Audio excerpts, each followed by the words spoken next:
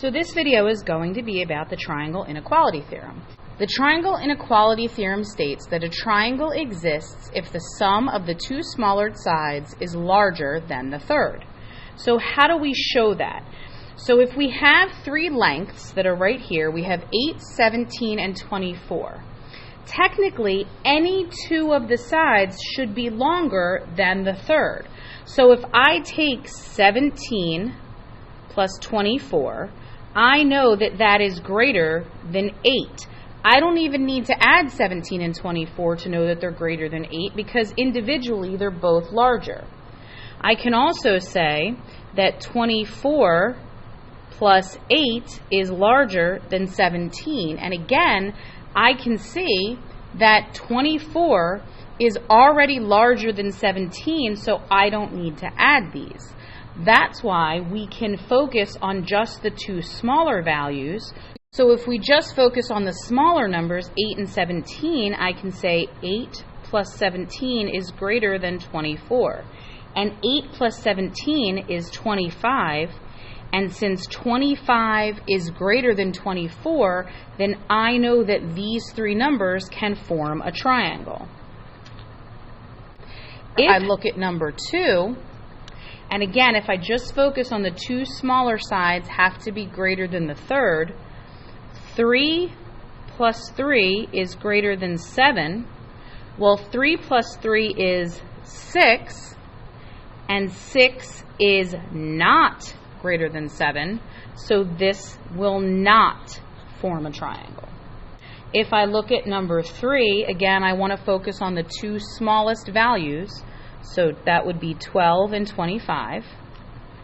12 plus 25 is greater than 35 is what I set up mathematically.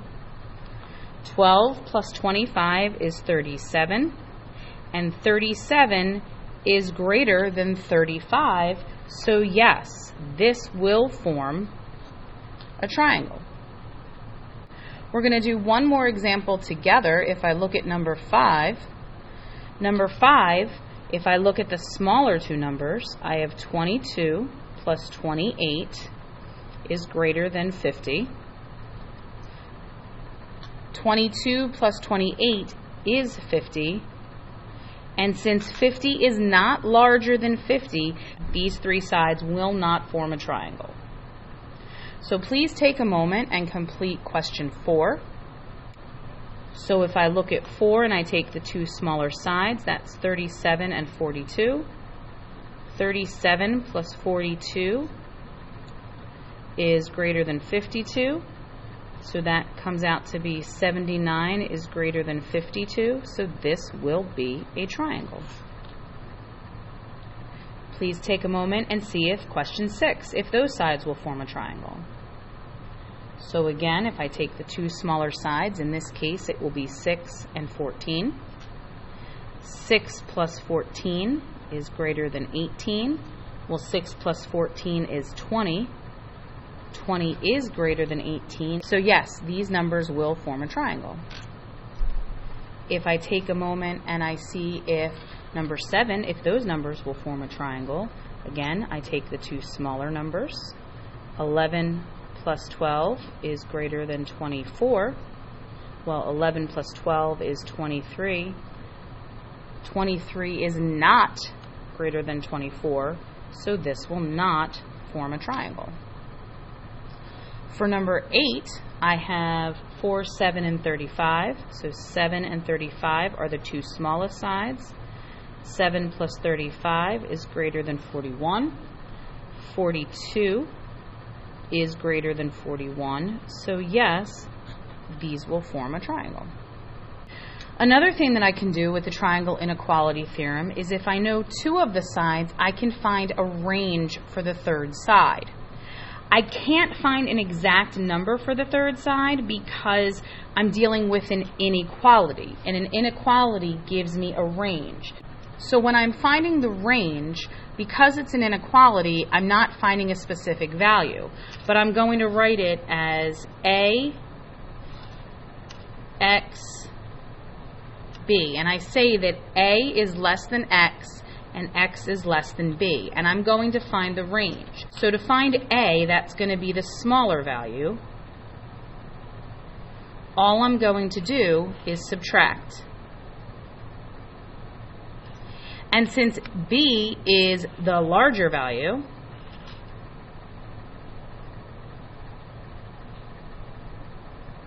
I'm going to add.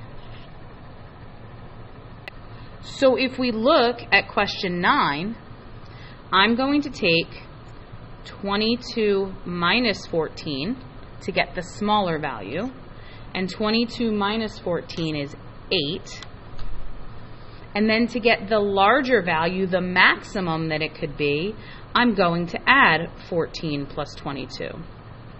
And I'm going to get 36. And when you subtract, you always want to make sure that it's positive. We're not getting negative values. So this means that my x is going to be between 8 and 36. So my number will be larger than 8, but smaller than 36. So if we look at number 10 and we do that one together again, I would take my two numbers if I'm looking for the range, and I would take 31 minus 28, and I get 3. And then I take 31 plus 28, and I get 59. And then I write this answer by saying that x will be greater than 3, but less than 59. So if we look at number 11, I would take 11 minus 3 and get 8. 3 plus 11 and get 14. And that means my range will be between 8 and 14. So I say x is greater than 8, but less than 14. Please take a moment and find the range for number 12. So again, the first thing I'm going to do is subtract the numbers. And 45 minus 19 is 26. And then I'm going to add the numbers. And 19 plus 45 is 64. And my answer will be 26 is less than x, which is less than 64. Please take a moment and find the range for 13. So again, I subtract, and I get 17, and then I add, and I get 31. And my answer will be between 17 and 31. Finally, please take a moment and find the range for question 14. So again, I subtract my numbers, and I want to subtract them in a way that the number will be positive because we don't have negative measurements. And then I add the two numbers, and I get 25. And x has to be between 9 and 25. Another question that I am going to look at is, given the lengths, please check all the sides that are possible. So if I look at number 15, I'm going to see that 27 minus 15 is 12, and 27 plus 15 is 42. And then I'm just going to look at these answers and see which numbers are between 12 and 42. 34 is between 12 and 42. 12 is equal to 12, so that's not going to be an answer. 29 is between. 18 is between. And 43 is too big. Please take a moment and answer question 16.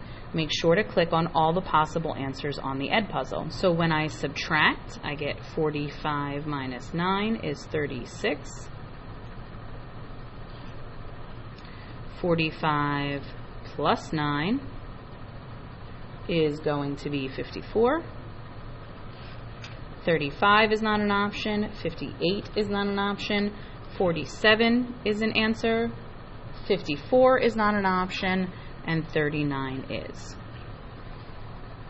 Please make sure to bring any questions you may have to class.